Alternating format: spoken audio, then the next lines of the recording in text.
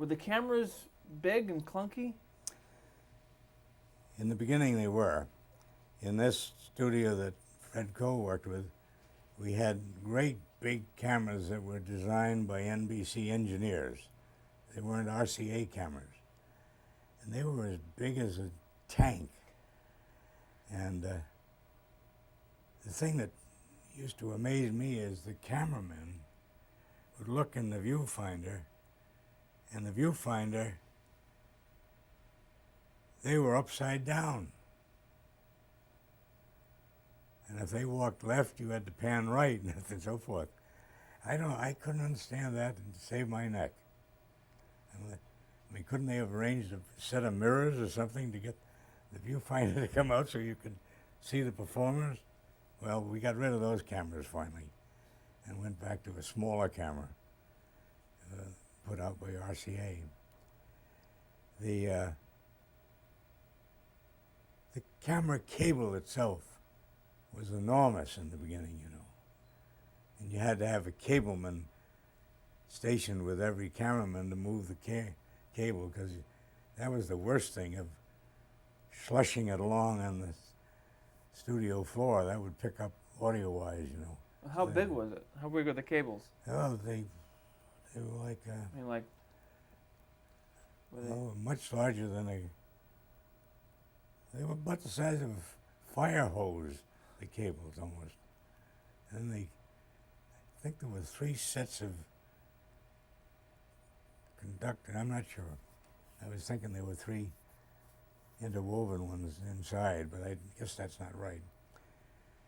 But there were places where cameramen would make a move and make an incorrect move, and first thing they were going around another cameraman, and they'd have the then there was a great business of picking the cable up and putting it over the top of the camera and everything like that. That only happened once in a while, but there were things that sometimes you couldn't account for all emergencies. You'd have things happen that were very, very strange. and as I understand, the lights were pretty hot too, right? They were very hot. And you put a call into the air conditioning unit and department and have them pump 90 million tons of cold air in, but it didn't help out too well.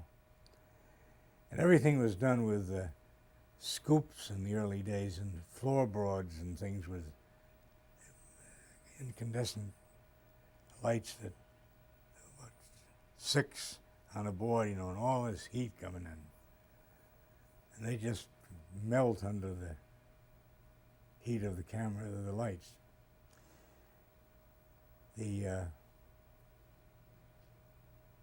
One time on Martin Kane, police detective, a person was supposedly stomped by a horse, and the scene faded out, and you saw the person fall to the floor.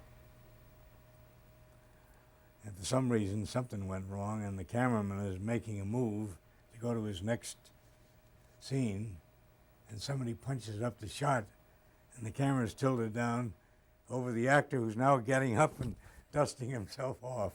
So there was no way to cut that out, but this was an unfortunate circumstance.